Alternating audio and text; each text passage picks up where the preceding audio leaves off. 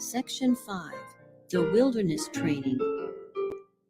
Chapter 30, The Tabernacle and its Services. This chapter is based on Exodus 25 to 40 and Leviticus 4 and chapter 16. The command was communicated to Moses while in the mount with God, "Let them make me a sanctuary, that I may dwell among them." And full directions were given for the construction of the tabernacle. By their apostasy, the Israelites forfeited the blessings of the divine presence, and for the time rendered impossible the erection of a sanctuary for God among them. But after they were again taken into favor with heaven, the great leader proceeded to execute the divine command. Chosen men were especially endowed by God with skill and wisdom for the construction of the sacred building. God himself gave to Moses the plan of that structure, with particular directions as to its size and form, the materials to be employed, and every article of furniture which it was to contain. The holy places made with hands were to be figures of the true, patterns of things in the heavens. Hebrews chapter 9, verses 24 and 23. A miniature representation of the heavenly temple where Christ, our great high priest, after offering his life as a sacrifice, was to minister in the sinner's behalf.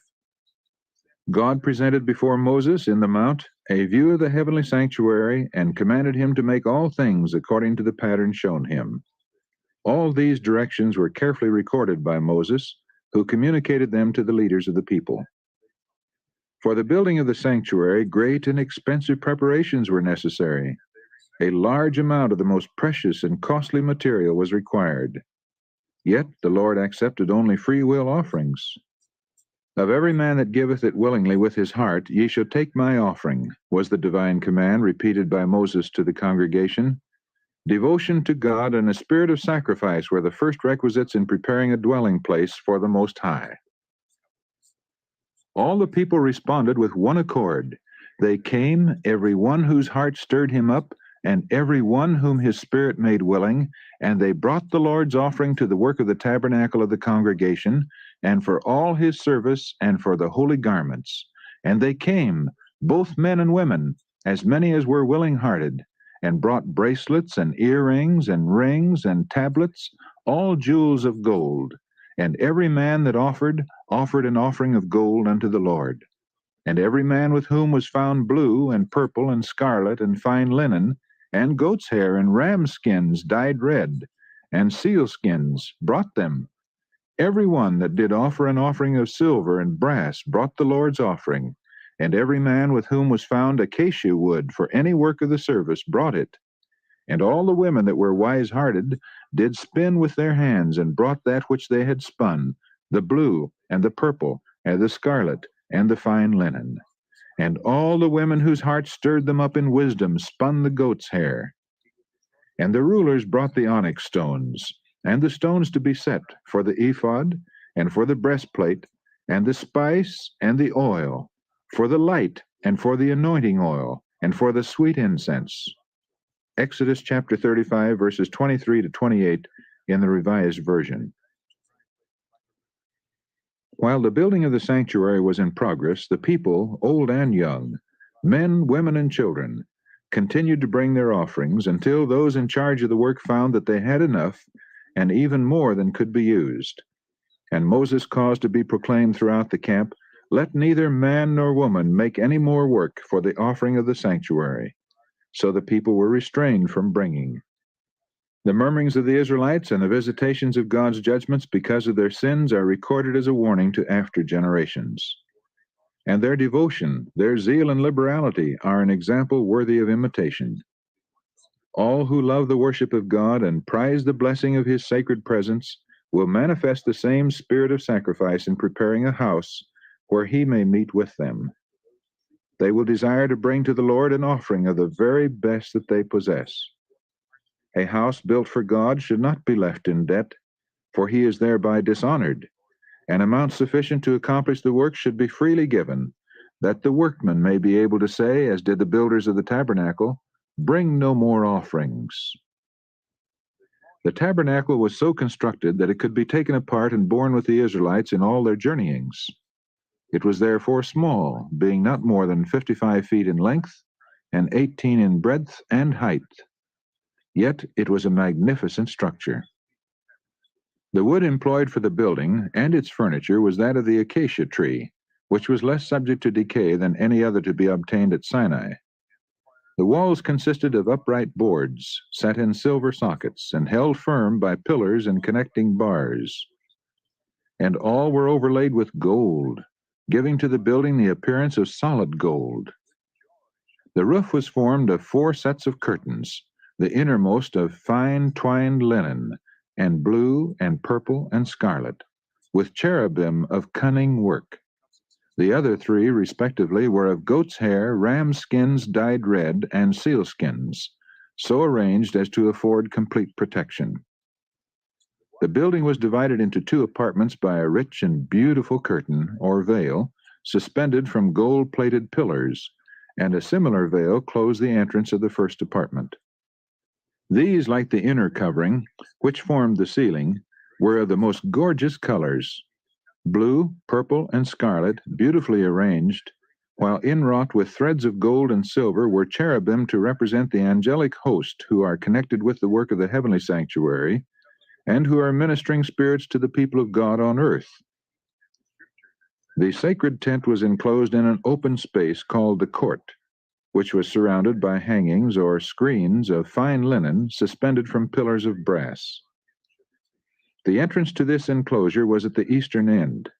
It was closed by curtains of costly material and beautiful workmanship, though inferior to those of the sanctuary.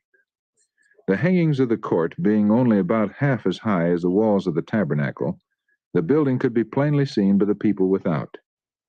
In the court, and nearest the entrance, stood the brazen altar of burnt offering. Upon this altar were consumed all the sacrifices made by fire unto the Lord, and its horns were sprinkled with the atoning blood. Between the altar and the door of the tabernacle was the laver, which was also of brass, made from the mirrors that had been the free will offering of the women of Israel. At the laver, the priests were to wash their hands and their feet whenever they went into the sacred apartments, or approached the altar to offer a burnt offering unto the Lord. In the first apartment or holy place were the table of showbread, the candlestick or lampstand, and the altar of incense. The table of showbread stood on the north. With its ornamental crown, it was overlaid with pure gold. On this table the priests were each Sabbath to place 12 cakes, arranged in 2 piles, and sprinkled with frankincense. The loaves that were removed, being accounted holy, were to be eaten by the priests. On the south was a 7-branched candlestick, with its 7 lamps. Its branches were ornamented with exquisitely wrought flowers, resembling lilies, and the whole was made from 1 solid piece of gold. There being no windows in the tabernacle, the lamps were never all extinguished at one time, but shed their light by day and by night. Just before the veil separating the holy place from the most holy, and the immediate presence of God, stood the golden altar of incense. Upon this altar the priest was to burn incense every morning and evening. Its horns were touched with the blood of the sin offering, and it was sprinkled with blood upon the great day of atonement. The fire upon this altar was kindled by God himself, and was sacredly cherished. Day and night the holy incense diffused its fragrance throughout the sacred apartments, and without, far around the tabernacle. Beyond the inner veil was the Holy of Holies, where centered the symbolic service of atonement and intercession, and which formed the connecting link between heaven and earth. In this apartment was the ark, a chest of acacia wood, overlaid within and without with gold, and having a crown of gold about the top. It was made as a depository for the tables of stone upon which God himself had inscribed the 10 Commandments. Hence, it was called the Ark of God's Testament, or the Ark of the Covenant, since the 10 Commandments were the basis of the covenant made between God and Israel. The cover of the sacred chest was called the mercy seat. This was wrought of 1 solid piece of gold, and was surmounted by golden cherubim, 1 standing on each end. One wing of each angel was stretched forth on high, while the other was folded over the body. See Ezekiel chapter 1, verse 11, in token of reverence and humility. The position of the cherubim, with their faces turned toward each other and looking reverently downward toward the ark, represented the reverence with which the heavenly host regard the law of God and their interest in the plan of redemption. Above the mercy seat was the Shekinah, the manifestation of the divine presence, and from between the cherubim God made known his will. Divine messages were sometimes communicated to the high priest by a voice from the cloud. Sometimes a light fell upon the angel at the right to signify approval or acceptance, or a shadow or cloud rested upon the one at the left to reveal disapproval or rejection. The law of God, enshrined within the ark, was the great rule of righteousness and judgment. That law pronounced death upon the transgressor, but above the law was the mercy seat, upon which the presence of God was revealed, and from which, by virtue of the atonement, pardon was granted to the repentant sinner. Thus, in the work of Christ for our redemption, symbolized by the sanctuary service, mercy and truth are met together. Righteousness and peace have kissed each other. Psalm 85, verse 10.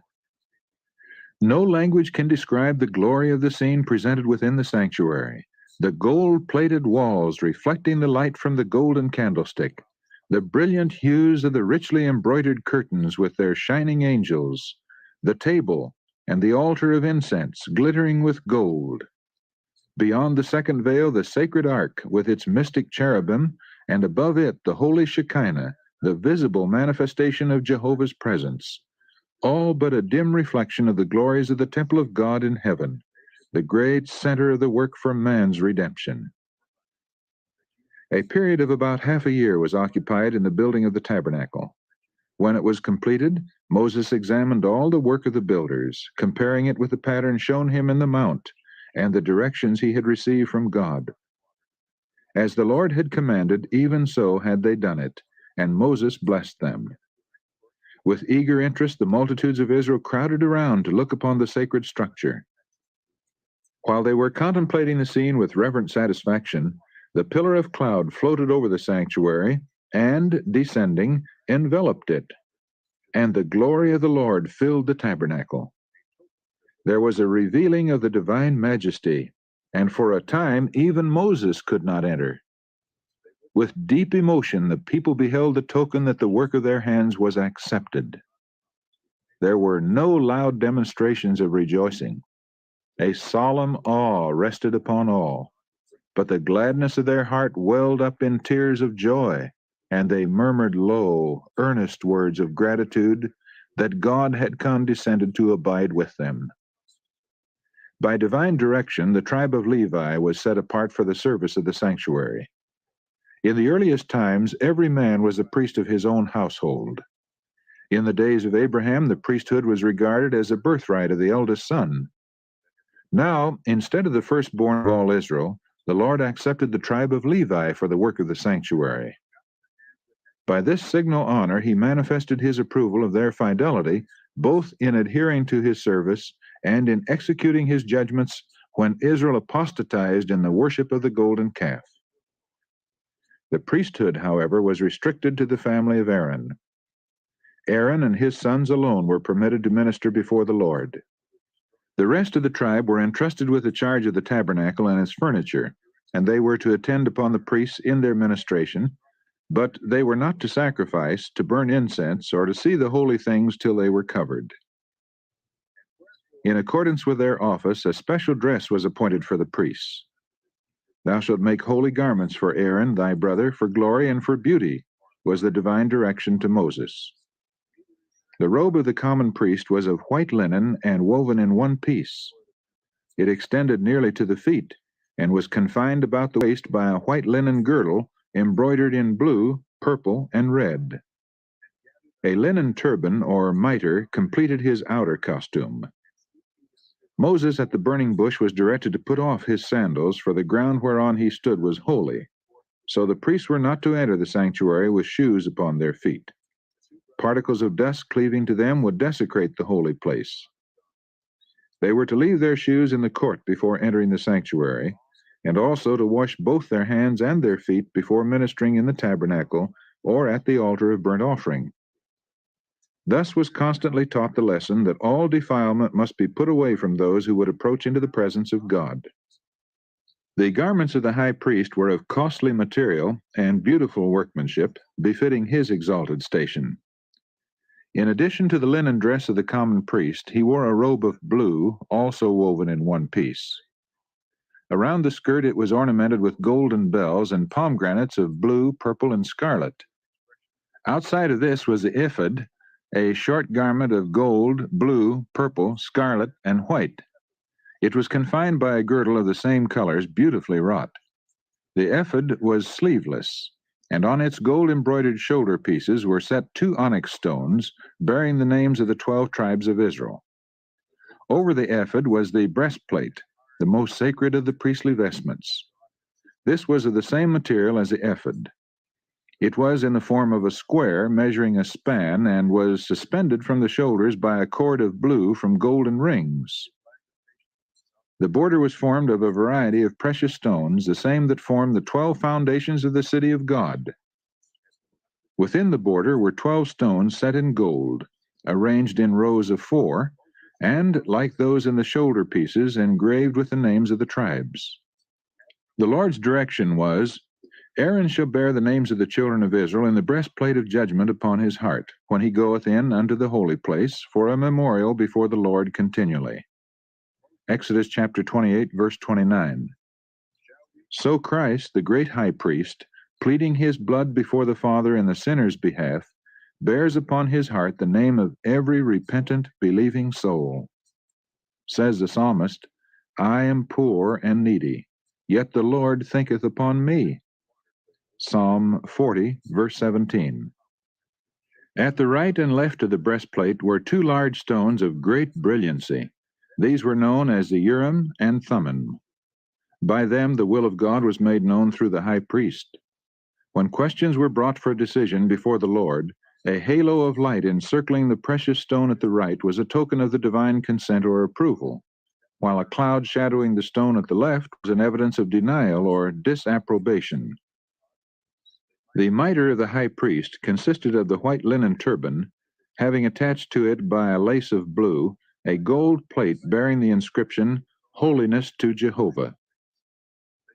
Everything connected with the apparel and deportment of the priest was to be such as to impress the beholder with a sense of the holiness of God, the sacredness of his worship, and the purity required of those who came into his presence. Not only the sanctuary itself, but the ministration of the priests was to serve under the example and shadow of heavenly things. Hebrews chapter 8, verse 5. Thus it was of great importance, and the Lord, through Moses, gave the most definite and explicit instruction concerning every point of this typical service. The administration of the sanctuary consisted of 2 divisions, a daily and a yearly service.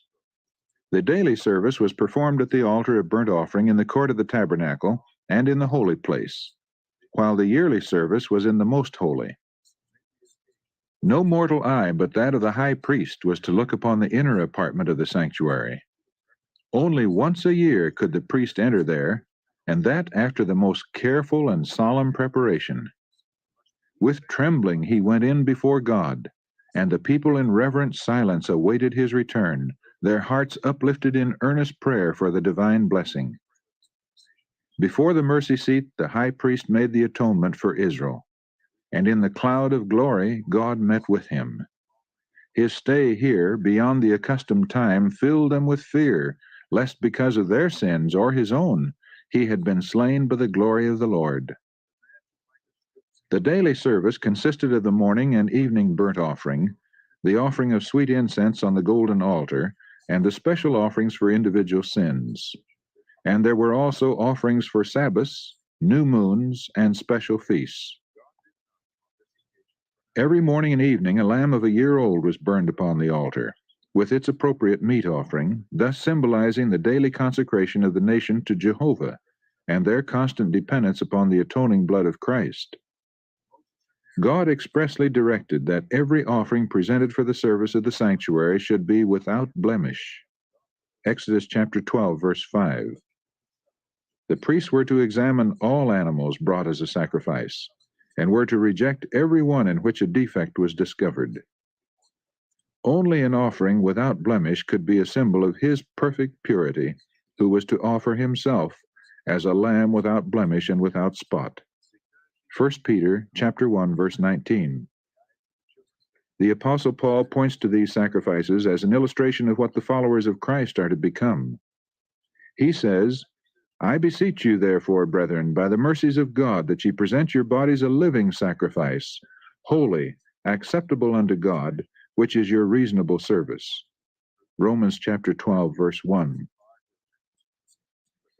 We are to give ourselves to the service of God, and we should seek to make the offering as nearly perfect as possible. God will not be pleased with anything less than the best we can offer. Those who love him with all the heart will desire to give him the best service of the life, and they will be constantly seeking to bring every power of their being into harmony with the laws that will promote their ability to do his will. In the offering of incense, the priest was brought more directly into the presence of God than in any other act of the daily ministration. As the inner veil of the sanctuary did not extend to the top of the building, the glory of God, which was manifested above the mercy seat, was partially visible from the first apartment. When the priest offered incense before the Lord, he looked toward the ark, and as the cloud of incense arose, the divine glory descended upon the mercy seat and filled the most holy place, and often so filled both apartments that the priest was obliged to retire to the door of the tabernacle. As in that typical service, the priest looked by faith to the mercy seat which he could not see. So the people of God are now to direct their prayers to Christ, their great high priest, who, unseen by human vision, is pleading in their behalf in the sanctuary above. The incense, ascending with the prayers of Israel, represents the merits and intercession of Christ, his perfect righteousness, which through faith is imputed to his people, and which can alone make the worship of sinful beings acceptable to God. Before the veil of the most holy place was an altar of perpetual intercession. Before the holy, an altar of continual atonement. By blood and by incense, God was to be approached, symbols pointing to the great mediator, through whom sinners may approach Jehovah, and through whom alone mercy and salvation can be granted to the repentant, believing soul. As the priests morning and evening entered the holy place at the time of incense, the daily sacrifice was ready to be offered upon the altar in the court without. This was a time of intense interest to the worshipers who assembled at the tabernacle. Before entering into the presence of God through the ministration of the priest, they were to engage in earnest searching of heart and confession of sin. They united in silent prayer, with their faces toward the holy place. Thus their petitions ascended with the cloud of incense, while faith laid hold upon the merits of the promised Savior, prefigured by the atoning sacrifice. The hours appointed for the morning and the evening sacrifice were regarded as sacred, and they came to be observed as the set time for worship throughout the Jewish nation. And when in later times the Jews were scattered as captives in distant lands, they still at the appointed hour turned their faces toward Jerusalem and offered up their petitions to the God of Israel. In this custom, Christians have an example for morning and evening prayer. While God condemns a mere round of ceremonies without the spirit of worship, he looks with great pleasure upon those who love him, bowing morning and evening to seek pardon for sins committed and to present their requests for needed blessings. The showbread was kept ever before the Lord as a perpetual offering. Thus it was a part of the daily sacrifice. It was called showbread, or bread of the presence, because it was ever before the face of the Lord. It was an acknowledgement of man's dependence upon God for both temporal and spiritual food, and that it is received only through the mediation of Christ. God had fed Israel in the wilderness with bread from heaven, and they were still dependent upon his bounty, both for temporal food and spiritual blessings. Both the manna and the showbread pointed to Christ, the living bread, who is ever in the presence of God for us. He himself said, I am the living bread which came down from heaven. John chapter 6, verses 48 to 51. Frankincense was placed upon the loaves. When the bread was removed every Sabbath to be replaced by fresh loaves, the frankincense was burned upon the altar as a memorial before God. The most important part of the daily ministration was the service performed in behalf of individuals. The repentant sinner brought his offering to the door of the tabernacle, and, placing his hand upon the victim's head, confessed his sins, thus in figure transferring them from himself to the innocent sacrifice. By his own hand the animal was then slain, and the blood was carried by the priest into the holy place, and sprinkled before the veil, behind which was the ark containing the law that the sinner had transgressed. By this ceremony, the sin was, through the blood, transferred in figure to the sanctuary.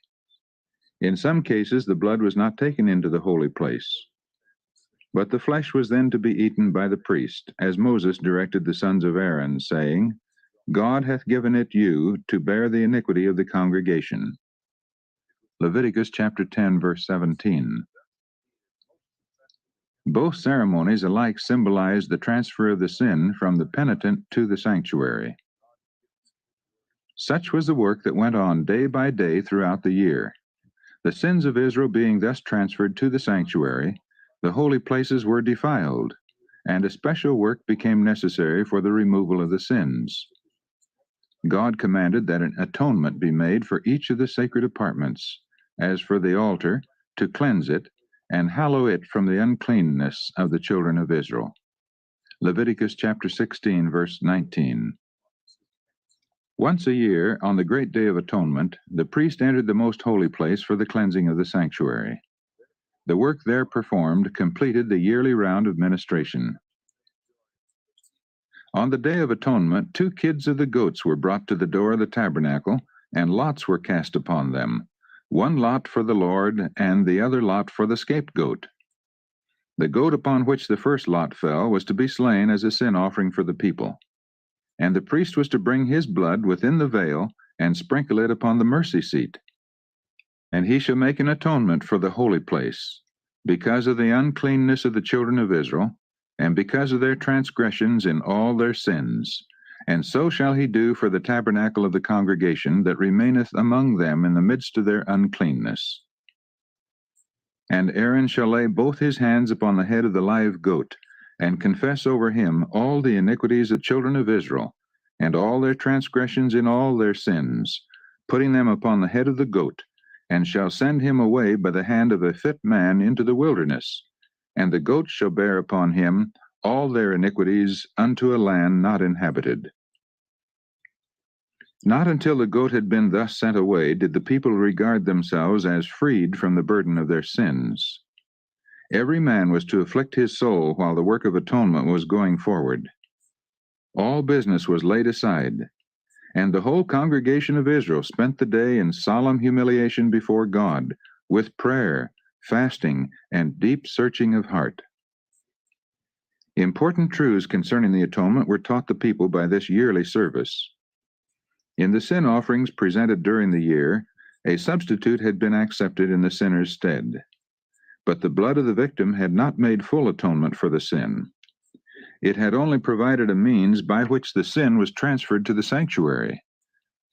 By the offering of blood, the sinner acknowledged the authority of the law, confessed the guilt of his transgression, and expressed his faith in him who was to take away the sin of the world.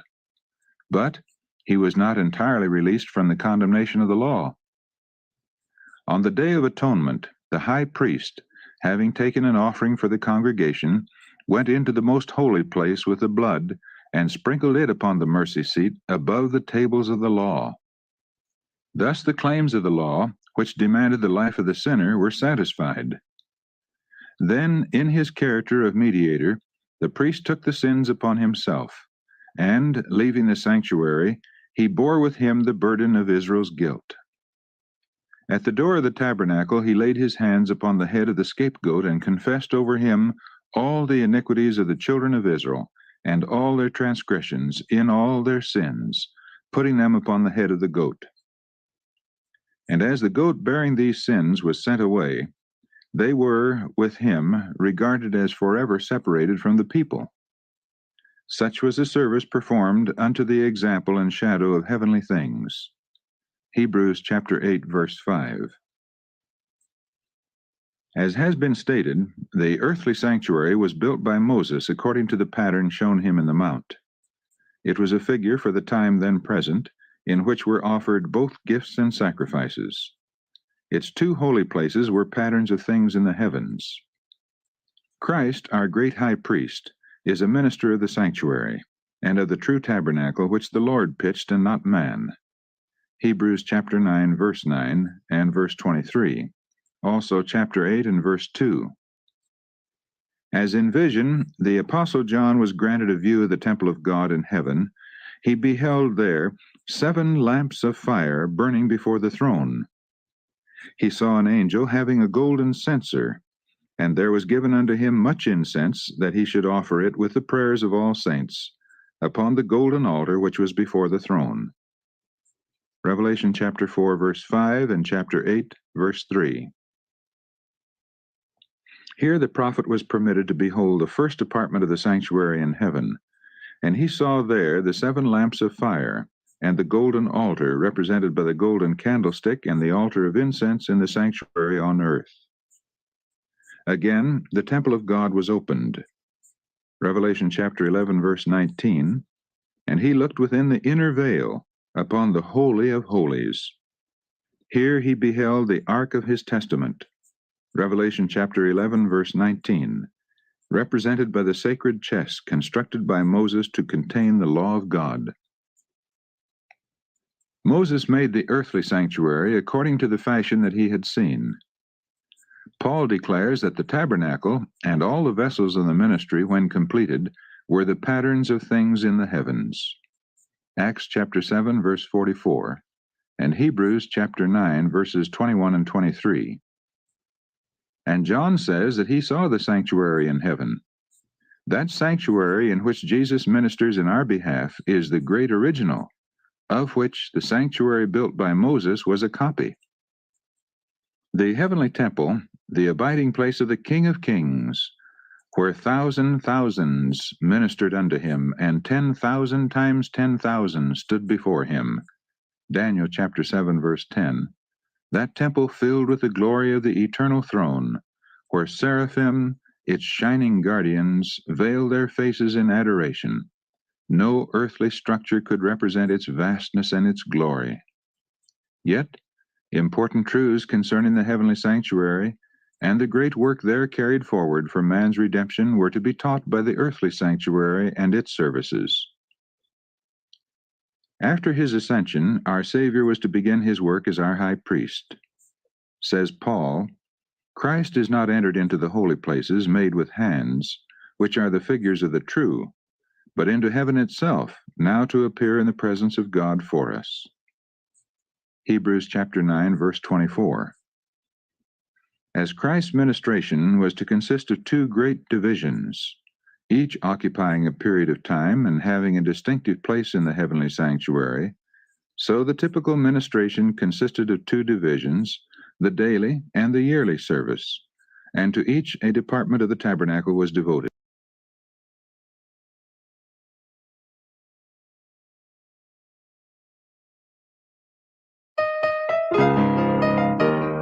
Chapter 31.